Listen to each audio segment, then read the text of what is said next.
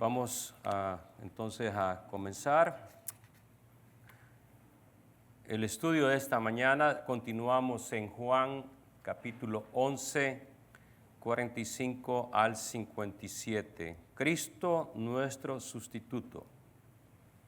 Cristo nuestro sustituto. Muy bien. Lo tenemos ahí entonces, si quieren buscar en sus Biblias, Juan 11, 45, 57.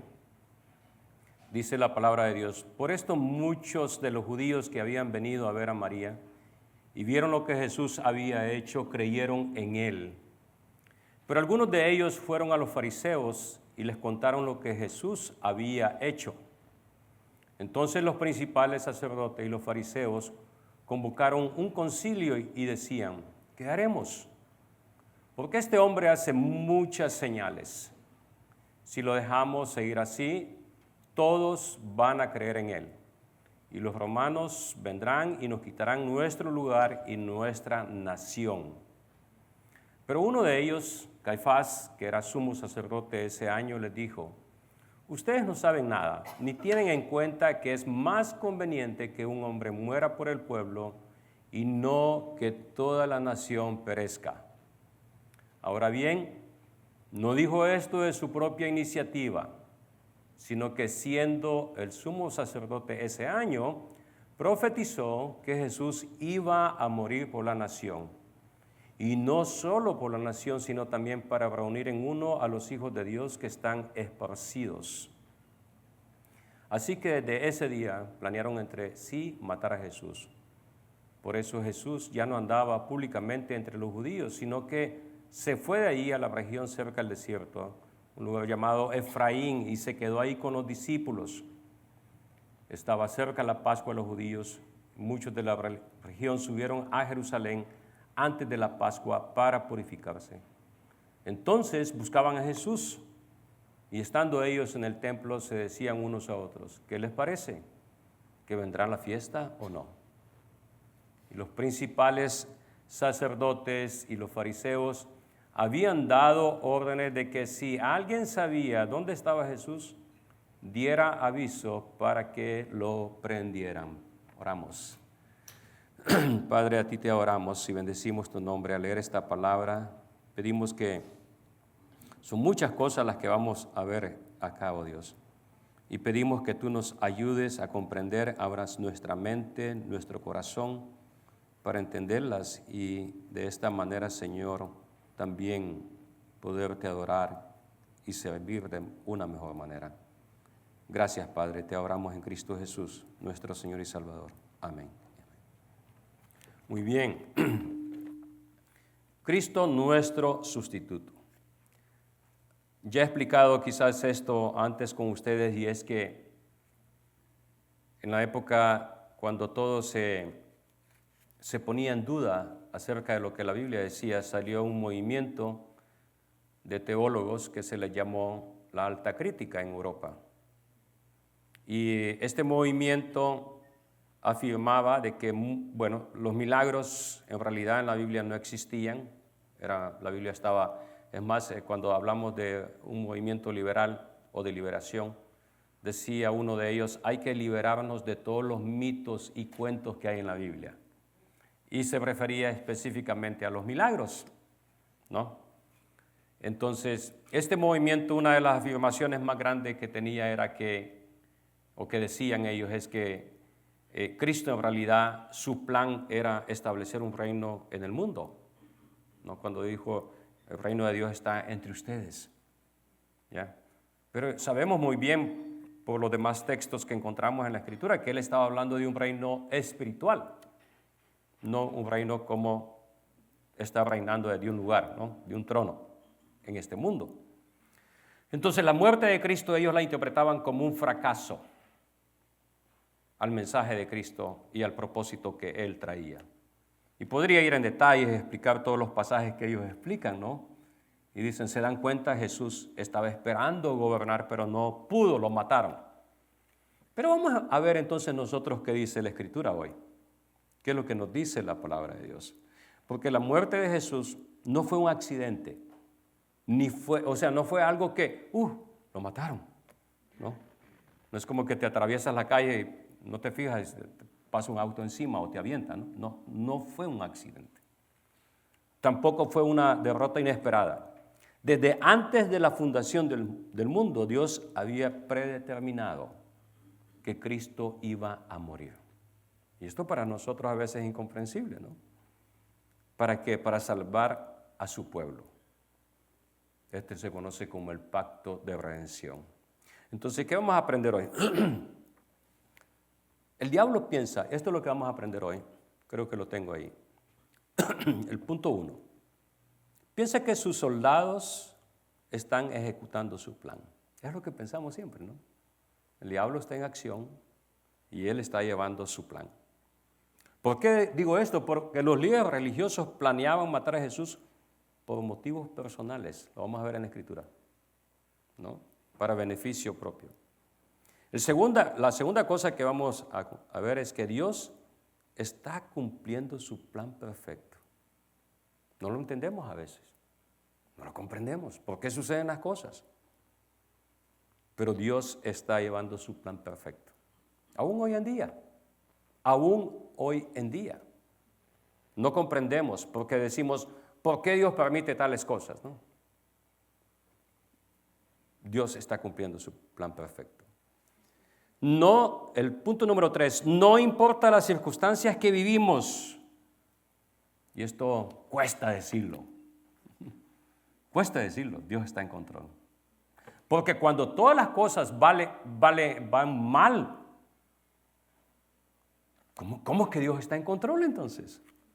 ¿No? ¿Cómo es que Dios está en control? ¿Me puede explicar, pastor? No, es una de las frases que yo, cuando digo, esta es una frase difícil de comprender, era una frase que a mí me molestaba escuchar en mis primeros días de cristiano.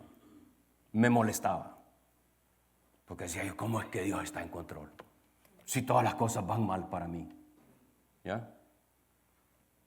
Vamos a ver entonces. Hay un dato especial. ¿Dónde está Jesús? Dice que se fue al wilderness, al lado del desierto. Betania estaba muy cerca de Jerusalén. Ahí está Betania. Betfagé, ¿se da cuenta en ese círculo? Estaba bien cerca. Entonces, las cosas que Jesús hacía cuando él estaba en Betania, fácil llegaban a Jerusalén. Y Jerusalén era donde estaban las autoridades religiosas, ¿no? Vamos a ir al primer punto entonces. Vamos a seguir con el pasaje de la historia. Después que Lázaro salió de la tumba, ¿qué sucede? ¿Qué es lo que pasa, no? Vamos a ver ahí. En la letra A, hay dos respuestas diferentes de las personas. Piense por un momento.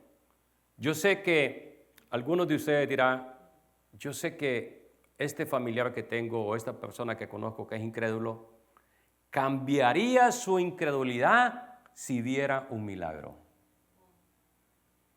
¿Sabes que no es así a veces? No es así. Porque estas personas vieron un milagro. Y vamos a ver que dentro del grupo hay dos respuestas totalmente distintas, porque esperaríamos que todos cayeran al suelo, se arrepintieran. ¿No se acuerda usted las escenas que vio? Yo me acuerdo después de que pasa un terremoto. Mucha gente cae de rodillas en las calles, arrepentida, llorando. Pero a las pocas semanas se les olvida el lloro, el arrepentimiento, de la emoción que tuvieron en ese momento, ¿no? Y esto ni siquiera dura una semana. Dicen muchos de los judíos que habían venido a ver a María, vieron lo que había, ¿te das cuenta? Lo que Jesús había hecho, creyeron en él, ahí tenemos un grupo. ¿No? Dos reacciones. ¿Ok? Dos reacciones. Los que creen en él, ¿ok? Y los que no creen. Dice que otros fueron a informar. ¿Te das cuenta? Pero algunos de ellos fueron aquí, a los fariseos. Estos, me acuerdo yo que en nuestro país les conocíamos como los orejas. Eran aquellos que escuchaban algo y ¡pum!, le iban a decir a quien sea, ¿no? Al gobierno o al grupo que era opuesto de lo que había escuchado. Los orejas decían, ¿no? Ahí estaban los orejas ahí, ¿ya? Entonces, unos creen, y el otro, ¿cuál era? Otros fueron incrédulos. Dos grupos. Todos vieron el milagro. Todos vieron el milagro. De seguro tu misma familia ha visto un milagro en tu vida o en otras personas. ¿Todos creen? No. No es así. Dice Juan 3, 19, 20. Este es un texto que es muy triste, ¿no? Y este es el juicio. Que la luz vino al mundo y que los hombres amaron más las tinieblas que la luz. ¿Por qué? Pues sus acciones, su conducta eran malas. Porque el que hace lo malo odia la luz y no viene a la luz para que sus acciones no sean expuestas. Esto es bien difícil decirlo, pero cuando una persona no quiere nada con Dios, no es porque la iglesia está haciendo algo malo, porque no hay iglesia perfecta, ¿ok? Es por nuestras acciones. No queremos, dice, que nuestras acciones sean expuestas. No quiero escuchar la palabra de Dios porque no quiero sentirme más culpable de la que ya soy culpable. Eso es lo que sucede. Por eso nos alejamos de la lectura de la palabra de Dios. ¿Estoy respondiendo a Jesús con verdadera fe o solamente con una admiración externa, o sea, de momento? Veamos, hay un gran problema. Vamos a la letra B en sus hojas. Un gran problema para los líderes religiosos. Los principales sacerdotes, dice, y los fariseos convocaron un concilio y decían, ¿qué hacemos? Porque este hombre hace muchas señales. Si lo dejamos seguir así, todos van a creer en él y los romanos vendrán y nos quitarán nuestro lugar y nuestra nación. Fíjese bien esto. Los principales sacerdotes convocan esta reunión, concilio, este grupo. Yo sé que, por ejemplo, en muchas iglesias, muchas religiones se conoce como la junta directiva, ¿ya? O se le llama el concilio o la junta. Este concilio, este grupo de religiosos se reúnen y dice, ¿qué vamos a hacer? Ya, esto está saliendo fuera de control. ¿Ya? Fuera de control, porque este hombre no deja de hacer señales. Esta señal ya fue lo último. Se referían a la muerte y resurrección de Lázaro. Esto es mucho ya, ¿no? Que un paralítico pueda andar, ok. Que un ciego pueda ver, ok, está bien, pero porque había muchas creencias que podían los brujos supuestamente hacer este tipo de cosas. Pero ya cuando estás hablando de resucitar a una persona que había muerto, dice, no, esto está difícil, esto está muy difícil. ¿Y entonces qué hacen? Ellos no están, fíjate bien, Jesús predicaba un mensaje diferente, predicaba un Dios diferente, predicaba a Buda, vamos a decir, Buda no existía en ese tiempo, pero bueno, predicaba a Mahoma, tampoco existía en ese tiempo, pero bueno, cualquier otro. ¿Tenía un mensaje diferente? ¿Tenía un Dios diferente? No. Era Jehová, Yahvé. Era el Dios en que ellos creían. Lo que pasa es que todo lo que Dios había dado lo habían trastornado. Y no se acomodaba. El mensaje de Jesús no se acomodaba a ellos ni los apoyaba a ellos. Tenían miedo perder su autoridad, tenían miedo perder sus privilegios y tenían miedo que el lugar donde ellos estaban iba a ser destruido. Me pregunto yo, quizás haría yo lo mismo. ¿Qué harías tú para conservar un trabajo? ¿Qué harías? ¿Qué serías capaz de hacer para conservar un trabajo? Vamos a decir, si te piden algo ilegal, ¿lo harías? Tienes una necesidad bien grande, ¿qué harías? Porque ellos estaban diciendo, vamos a perder todo esto. ¿Sí te das cuenta?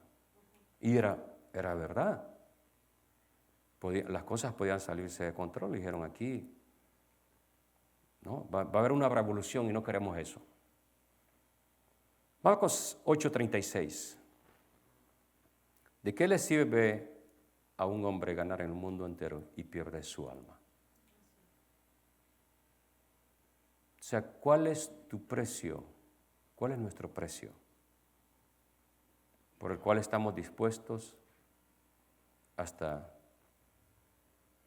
entregar nuestra alma. Yo he escuchado gente que dice, ay, pastor, con tal de no ser pobre, yo soy capaz de vender mi alma al diablo. No saben lo que están diciendo. ¿Ya? Pero es la verdad. Y es lo que dice la palabra acá. El costo de creer, letra C. Lucas 9, 23, 25 dice a todos les decía, si alguien quiere seguirme, niéguese a sí mismo, tome su cruz cada día y sígame, porque el que quiera salvar su vida la perderá, pero el que pierda su vida por causa de mí, ese la salvará. Pues ¿de qué le sirve a un hombre haber ganado el mundo entero si él mismo se destruye o se pierde? No estaban dispuestos ellos a perder esas cosas terrenales. No estaban dispuestos. Ahora me pregunto yo, ¿dónde están las cosas terrenales que estos estaban luchando en ese momento? ¿Te das cuenta de eso?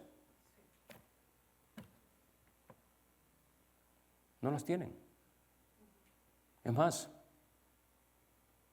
cuando leemos este pasaje de Jesús y lo que ellos decían, todo esto será destruido. Es mejor que matemos a este hombre. ¿Sabías tú que en menos de 40 años después de eso, todo lo que tenían fue destruido? Y los únicos que aprovecharon bien las cosas fueron los verdaderos creyentes. ¿Y por qué digo esto? Porque si leemos en Hechos, dicen que los hermanos, los cristianos, vendían sus propiedades y las traían, las vendían y traían el dinero de lo vendido a la iglesia, a los apóstoles.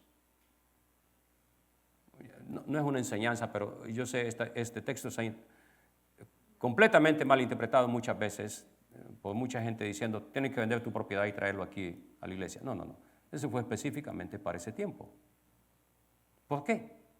Porque en menos de 40 años todo eso ya no iba a existir, ¿te das cuenta? Entonces era mejor sacar provecho en el momento, el valor que tenía, venderlo, y fue aprovechado para suplir las necesidades de la iglesia y no se perdió.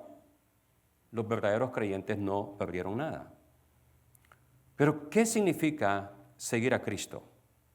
Significa negarnos a nosotros mismos.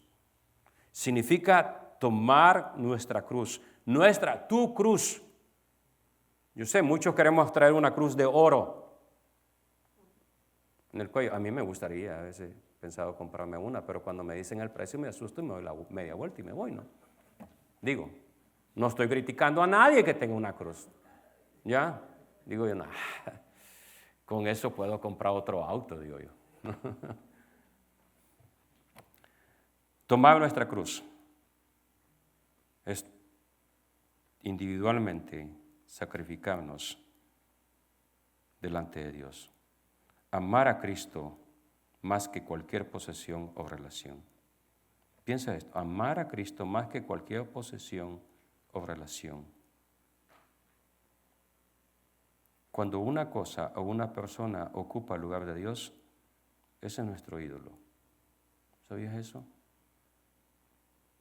Cuando una cosa o una persona ocupa el lugar de Dios, ese es nuestro ídolo.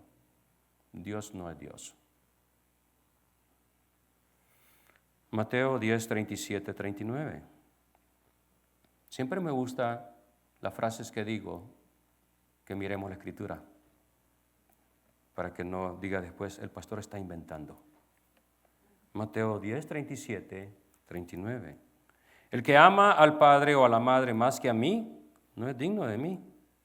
Y el que ama al hijo o a la hija más que a mí, no es digno de mí. Y el que no toma su cruz y sigue en pos de mí, no es digno de mí. El que ha hallado su vida, la perderá. Y el que ha perdido su vida, por mi causa, la hallará. El que ama al padre o a la madre más que a mí. Ese es un pasaje difícil de comprenderlo.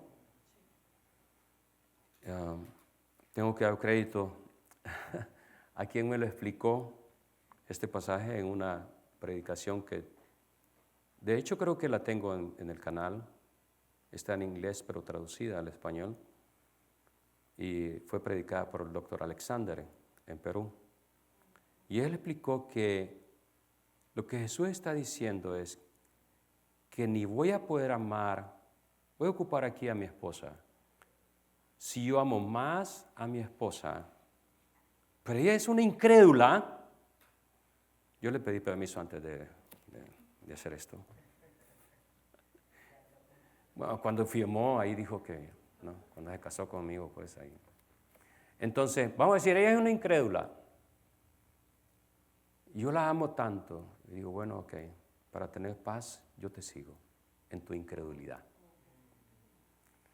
¿Te das cuenta? Lo que Jesús está diciendo es, ni voy a amarla a ella, ni voy a amar a Dios. Pero si amo a Dios más que a ella, voy a poder amarla más a ella. Suena ilógico, ¿no? Pero si amo a Dios más que a ella, voy a poder amarla. Igual el amor a un hijo. Esa es la explicación del pasaje. No es que debemos de odiar a las personas, sino que estemos dispuestos a decir, no estoy dispuesto a sobrepasar la línea y no amar a Dios. Filipenses 3, 7, 8. Pero todo lo que para mí era ganancia lo he estimado como pérdida por amor de Cristo. Y aún más, yo estimo como pérdida todas las cosas en vista del incomparable valor de conocer a Cristo Jesús, mi Señor. Por Él lo he perdido todo y lo considero todo como basura a fin de ganar a Cristo. Perderlo todo. ¿Sabes qué? A veces hablamos de persecuciones en diferentes países, en Irán, en Nigeria, por ejemplo, Corea del Norte, en China. Muchos creyentes se arriesgan, están dispuestos a perder su libertad o entregar su misma vida para seguir a Cristo. Pero cuando nos toca personalmente a nosotros, es decir, cuando nos llega así bien de cerca, cuando un miembro de la familia nos mira mal porque somos creyentes, dudamos y decimos, ay, mejor vos tener paz y vos seguir como estaba antes. ¿Sabes por qué comprendo eso? Porque yo fui el primero en mi generación, mi familia, en creer en Cristo. Y fue difícil los primeros años. Fue muy difícil. Habían críticas, burlas, de todo. El asunto es si nos damos por vencidos luego. ¿Ok? Tenemos que estar dispuestos a seguir a Jesús. Vamos a decir, una enseñanza práctica para nosotros. La solución del Sanedrín, ¿qué fue la solución de este cuerpo de gobierno religioso conocido como el Sanedrín? Caifás, ¿no? En Juan 11, 49, 53, dice que era el sumo sacerdote.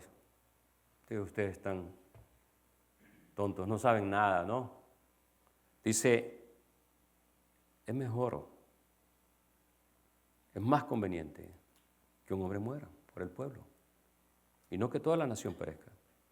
Ahora decía esto, dice, no por iniciativa propia, sino porque por Dios, ¿no?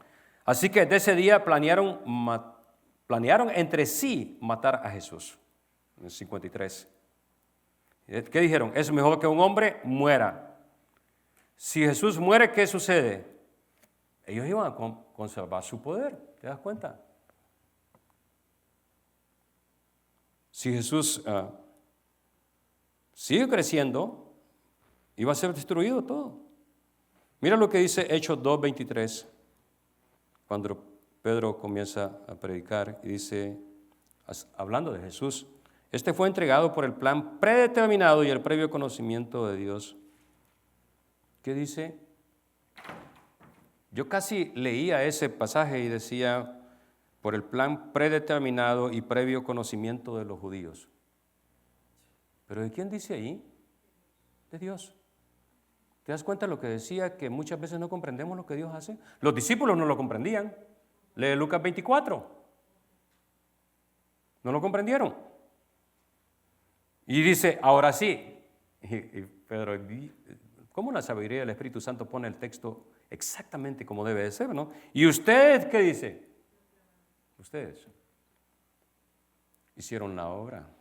Por eso dije, el diablo, y nosotros pensamos que el diablo piensa eso, que sus soldados están trabajando para él muy bien, ¿no? Al matar a Jesús. Y al hacer muchas cosas es lo que sucede hoy en día con nosotros. La letra E. ¿Cuál es el resultado de la decisión? Jesús ya no andaba públicamente, ¿no?, entre los judíos. Se fue de allí, se acercaba la Pascua, todos hablaban de Jesús. Jerusalén estaba llena de tensión porque estaban esperando que Jesús apareciera. Puedes continuar todo el texto, ya lo leímos. Ya estaban esperando, ¿no?, que Jesús llegara. Por eso algunos decían, ¿va a venir o no va a venir? ¿No? Que estaba muy cerca.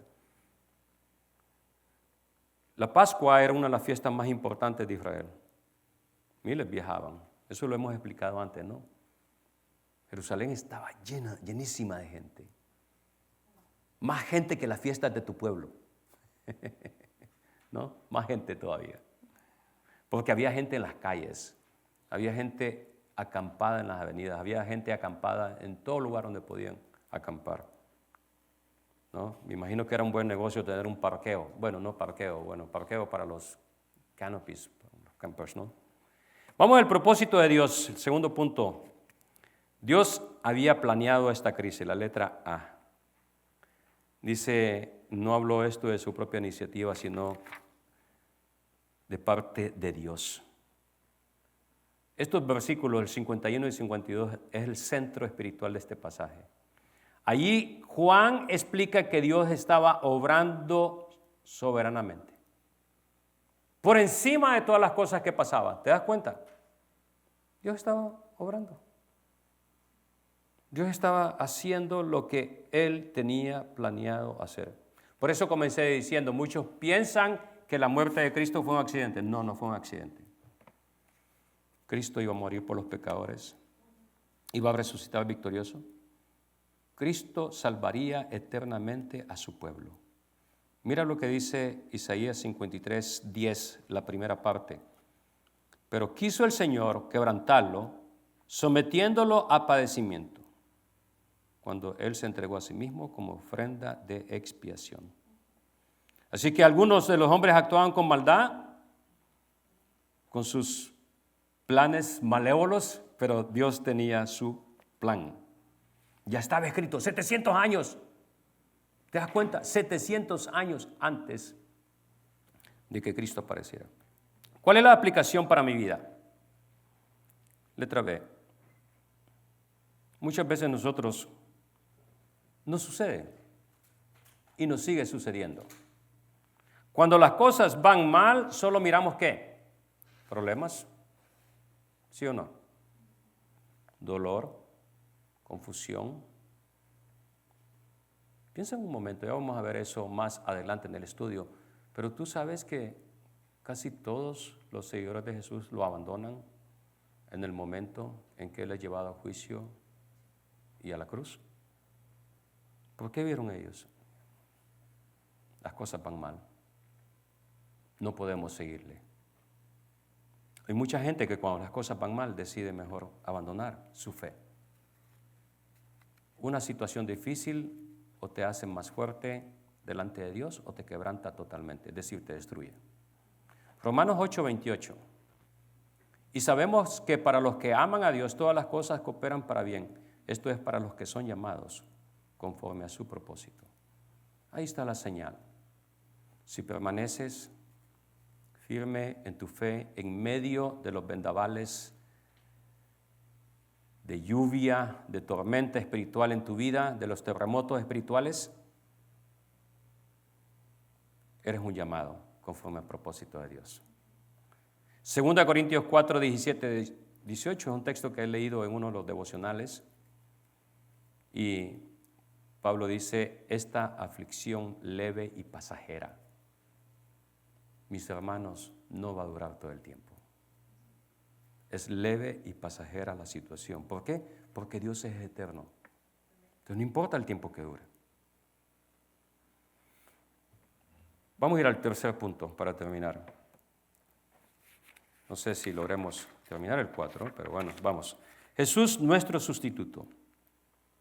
Juan 11:50, un texto que ya leímos. Pero dice que un hombre muera por el pueblo y no que la nación perezca. Esto se conoce en la enseñanza como en la teología, pues como la sustitución. La enseñanza o doctrina de la sustitución.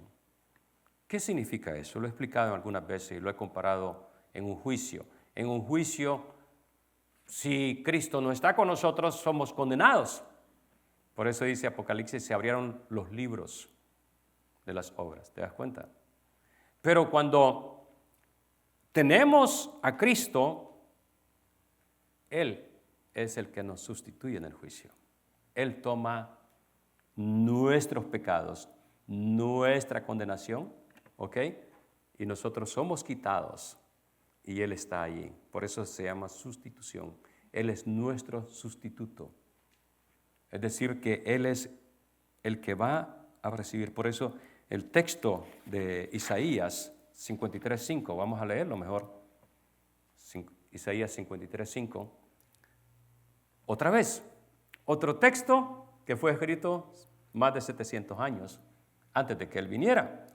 Pero Él, ¿qué dice? Fue herido por nuestras transgresiones, molido por nuestras iniquidades. El castigo por nuestra paz cayó ¿sobre quién? Sobre Él. ¿Te das cuenta? Ahí está la sustitución, ¿te das cuenta? El castigo que nosotros íbamos a recibir cayó sobre Él. Letra B. ¿Cuál es la aplicación para mi vida? Posiblemente comprendemos esto. Algunos yo sé que nos toca diluir, pensar mucho sobre esto de la sustitución, cómo funciona. Pero, ¿cuál es la aplicación para mi vida? ¿No? A veces me cuesta comprender esto. Pero, personalmente, ¿cómo lo tomo? ¿Cómo lo miro? ¿Solo como algo que está escrito ahí que me lo enseñaron? No.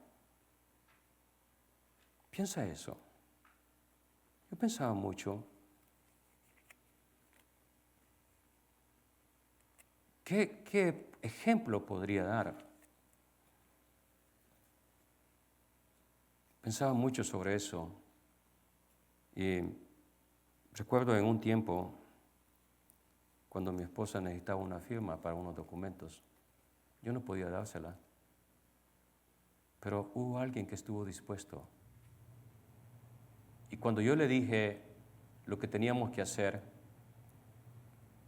para que mi esposa estuviera esa firma en ese documento, ¿saben cuál fue su respuesta? Ya habíamos pedido antes, ¿verdad? ¿Te acuerdas? Ayuda a otras personas. Dijo, ¿dónde tengo que firmar? Pero mira, son estos documentos que me tienes que dar y son muy privados. ¿Dónde tengo que firmar? Cuando piensas esto personalmente y dices, Cristo murió por mí, ¿Cómo te sentirías si yo te doy $1 millón hoy en día? ¿Cuál sería ahora nuestra relación entre tú y yo? De mucho agradecimiento, me imagino, ¿verdad? ¿Sí o no? De parte de la persona que recibe eso.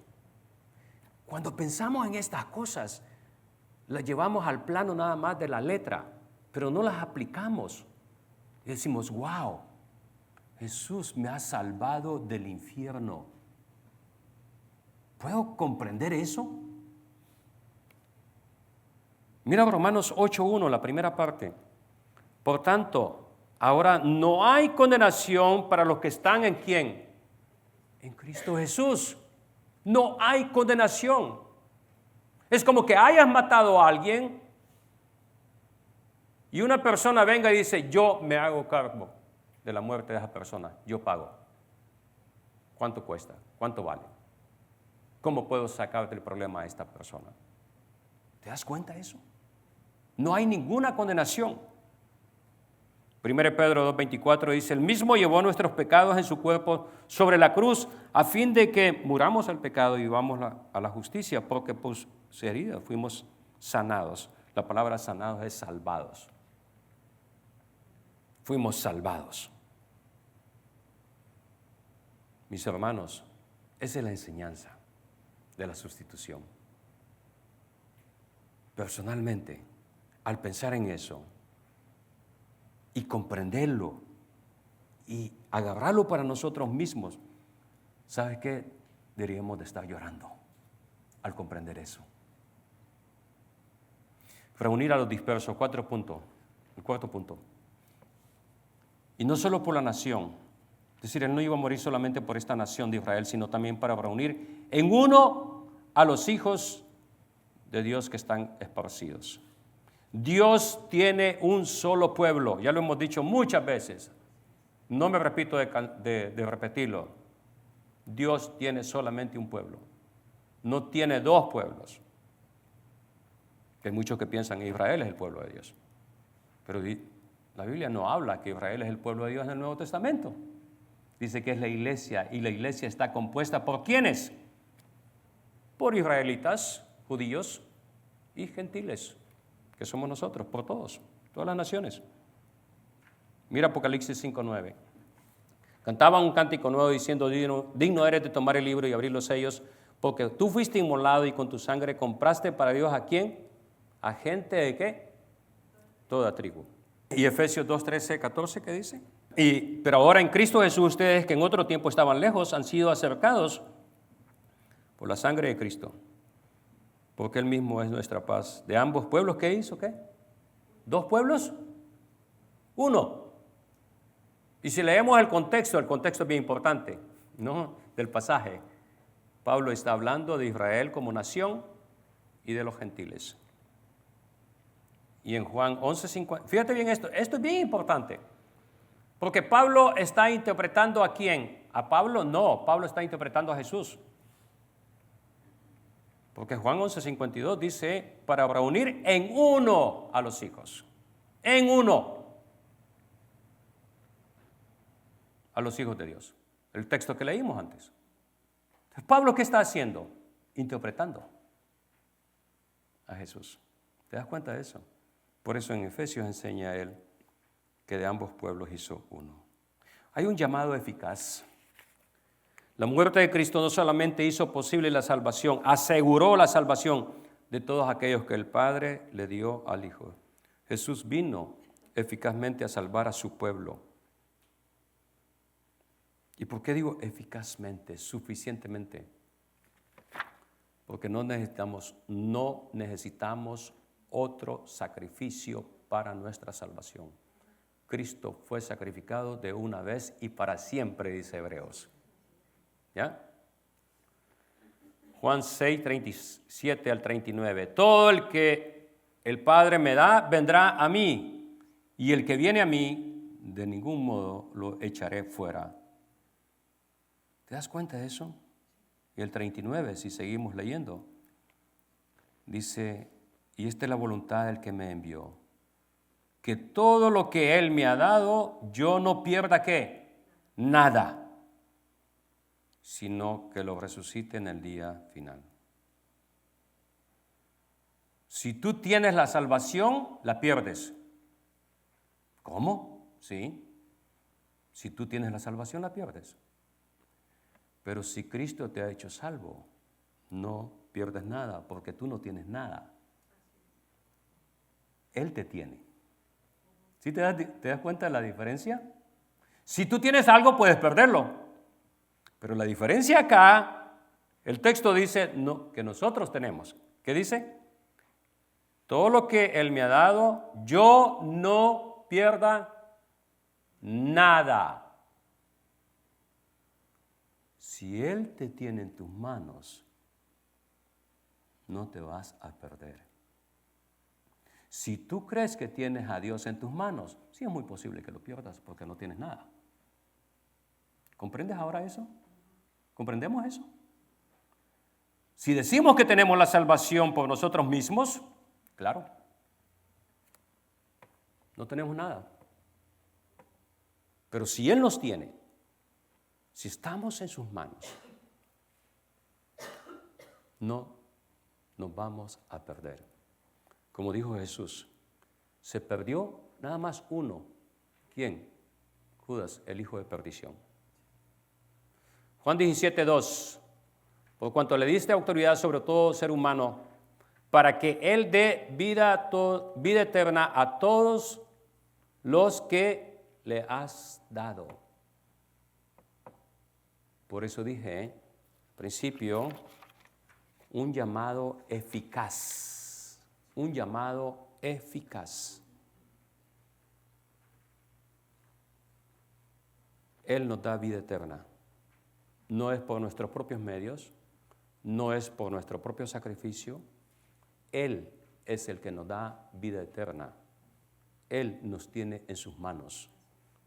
Y por eso es que vamos a ser preservados. Si fuera por nosotros, mis queridos hermanos, si fuera por nosotros, ni yo estaría aquí. Estaría en la playa porque eso es lo que quisiera este día que está tan caliente. ¿Te das cuenta?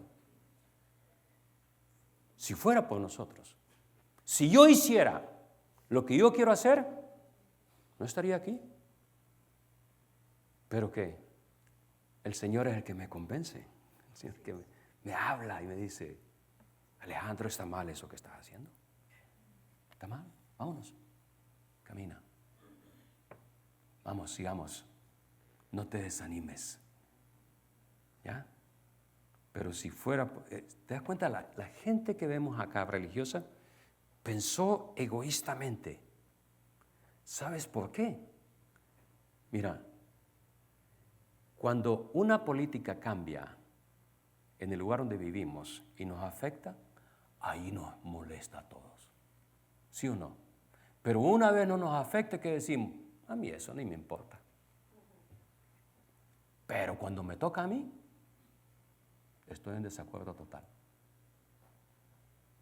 Todos estaban felices, por ejemplo, y voy a usar a Emma para finalizar. En Nicaragua, cuando decían, le vamos a dar casas, todo gratis. Sí, pero cuando le quitaron las del papá que tenía, ¿no? Tu familia, ¿estaba feliz tu papá? Me imagino que no. Y era el partido, ¿no? Digo esto porque no creo que vuelvas a Nicaragua de todas maneras. No, pues, bueno. ¿Sí te das cuenta? ¿Comprendemos ahora entonces? Cuando pensamos egoístamente. Si me beneficia, estoy a favor. Pero si me afecta, eso no me gusta. Eso es seguir a Cristo, mis hermanos. Cuando nos afecta, cuando no todo va bien, cuando no comprendemos las cosas, comprendemos la gravedad de nuestro pecado, pero comprendemos el amor inmenso de Dios. Con eso concluyo. Padre, gracias a ti te damos, oh Dios. Porque a veces nos cuesta comprender tu palabra, nos cuesta comprender tu llamado. Perdona, Señor, nuestros pecados. Perdóname, Señor, mi egoísmo, pensar que solamente lo que yo hago es bueno, pero no pensar en los demás. Eso es lo que hacían los religiosos en ese tiempo. Pensaban en todo lo que iban a perder: su estatus social, su estatus económico, su posición, su familia, su economía. Por eso estaban dispuestos a llegar hasta las últimas consecuencias, matar al justo, con tal de salvar todo lo que tenían. Padre, perdona cuando así pensamos. Perdona nuestros pensamientos y nuestras malas intenciones. Pedimos tu bendición, tu perdón, Señor. Comprendemos que tú has ocupado el lugar nuestro y que por eso ya no hay ninguna condenación. Gracias por esa seguridad que me das en mi alma y en mi corazón, porque tu sacrificio fue suficiente para el perdón de todos mis pecados. Gracias, Padre. En Cristo Jesús vengo a ti, oh Dios, agradecido. Amén.